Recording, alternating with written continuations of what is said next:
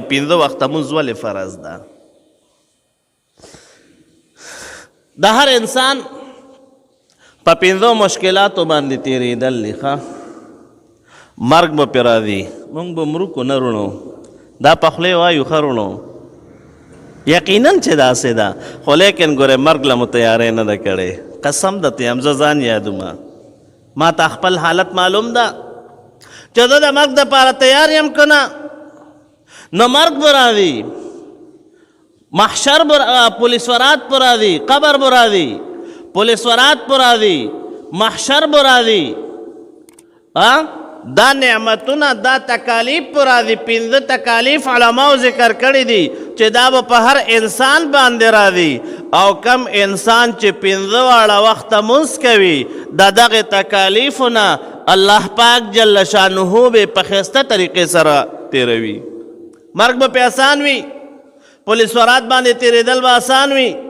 قبر کې زندگی به ښایسته وي د محشر په ورځ باندې به زندگی ښه وي حالت به ښه وي او جنت ته به داخل شي دا څه وجه ده وروڼو انسان پنځه واړه وخته مونځ کوي نه دا د دې مونځونو علما کرامو هغه اسرار او رموز ذکر کړي دي چې پنځه وخته ولې مونځ پر شوی ده او بیا وروڼو د سهار مونځ ولې فرض ده دا وایم مونږ خو مونځونه کوو که نه الحمدلله خو ګورئ کله سهار کمزوري یو ښه کله جمې له رانه شو سهار مونځ ولې فرض شوی ده ماسپښین ولې فرض شوی ده مازدیګر ولې فرض شوی ده ماښام ولې فرض شوی ده او ماسخوتن ولې فرض شوی ده پنځه مونځونه دي که نه او کم انسان چې پنځه وخته مونځ کوي جناب نبی کریم صلی الله علیه وسلم مبارک فرمایي دې مسلمان ته به الله پاک جل شانه د 500 مونځونو ثواب لیکي او دا د خدای پاک جل شانه فیصله ده من جاء بالحسنة فله 10 امثالها خدای پاک جل شانه فرمایي چې څوک یوه نیکي راوړي د قیامت په ورځ نو زه هغه یوې نیکۍ واله یوه په لس باندې ورکومه نه پنځو له په لسو کې ضرب ورکه 10 پنجې 50 که نه 50 500 مونځونو ثواب ده خو لیکن وروڼو سهار مونځ ولې فرض شوی ده مونږ خو سهار مونځ کوو که نه علما کرام د دې جواب لیکي چې یو ځل کله چې جناب حضرت آدم علیه السلام چې زمونږ باباجي ده او زمونږ والد محترم ده وایي کله چې الله پاک جل شانه د اسمانونو نه د جنتونو نه راکوز کو په ځمکه باندې نو چې کله راکوز شو هغه د شپې ټیمو تېره وه جناب حضرت آدم علیه السلام مبارک جړیدو او خدای پاک جل شانه ته اظهارې کولې چې خدای پاکه زه خو د نعمتونو نه راغم زه خو د جنتونو نه راغم او ما باندې خو دلته دنیا کې داسې حالات دي نو ټوله شپه جړیدو علما کرام فرمایي کله چې دا د سبا سه رڼایو لګېدله جنت کې خو وروڼو تیاره نشته که نه جنت خو روشنیو ده روشنیو نه ډک ته د مزو نه ډک ته جناب حضرت آدم علیه السلام مبارک چې کله ټوله شپه جړا کوله او دا ځان سره وی چې خدای پاکه زه خو دلته اوس تیارې دي نو کله چې د سبا رڼایي ولګېده جناب حضرت آدم علیه السلام مبارک خدای پاک جل شانه ته 2 رکعاته شکرانه مونځ کو چې خدای پاکه په ما دې رڼا راوسته او زه د دغه حالاتو نه وویستم نو 2 رکعاته شکریا مونځ یې وکړو خدای پاک جل شانه په دې امت باندې 2 رکعاته سبا مونځ فرض کو دا د پاره د دې چې د تاسو والد اکبر چې ټولو نه د ټولو لوی پلار ده جناب حضرت آدم علیه السلام هغه شکریه ادا کړې ده او تاسو باندې مې 2 رکعاته مونځ فرض کو نو ای مسلمانه که ته د سبا مونځ کوې تا به هم دغه شانتې د تیرو نه وباسم رڼاګانې به درکم صحت به درکم دنیا به دې ښایسته کم آخرت کې به رڼاګانې درکم قبر کې به درته رڼا راولم او د تیارو د هر قسم نه به دې وباسم رڼاګانو ته به دې بوځم نو د سبا مونځ د دې وجې نه فرض شو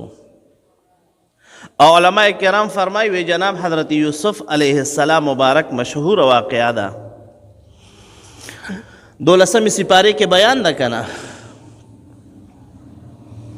چې کله رونو کوی ته وغورځولو او دې کوی ته لاړو هلته خو تیاره وه که نه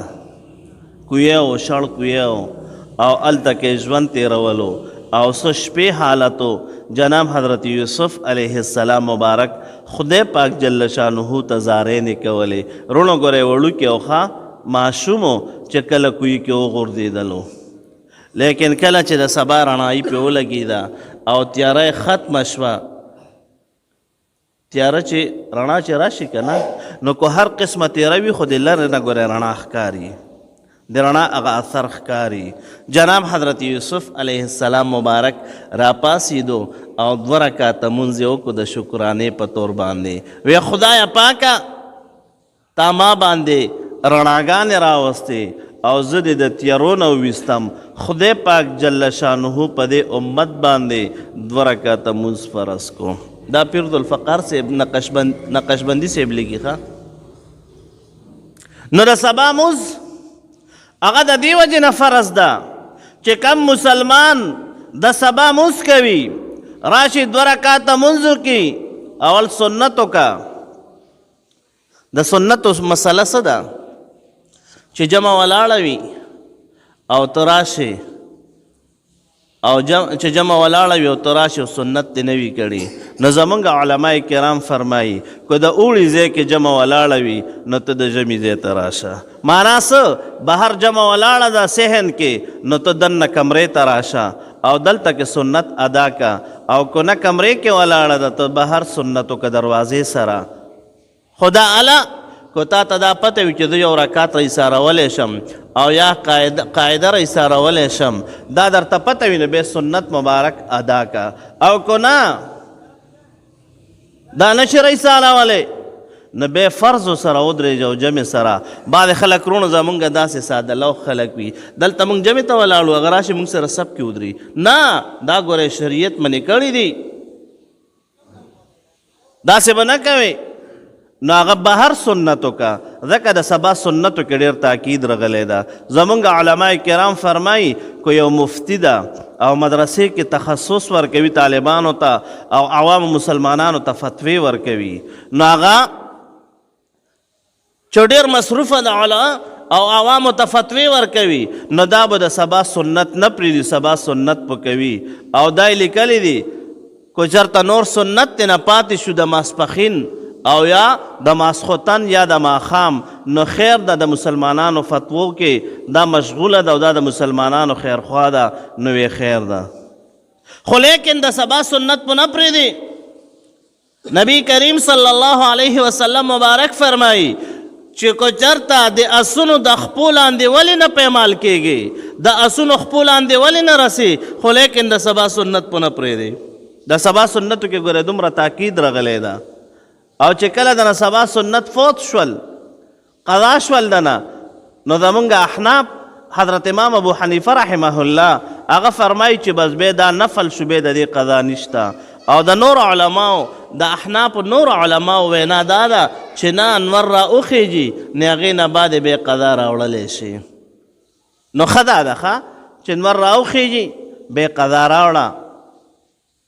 نو د سبا مونځ د پرس کېدلو کې دا حکمت و چې خدای پاک جل شانه بو انسان چې کله د سبا مونځ کوي دا به د داسې تیارو نه رڼاګانو ته بوځي لکه څنګه چې جناب حضرت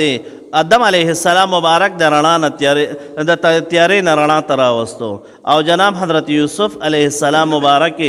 د تیارو نه رڼا ته راوستو نو کم مسلمان چې د سبا مونځ کوي دک رنګې به دام د تیارو نه رڼا ته راوځي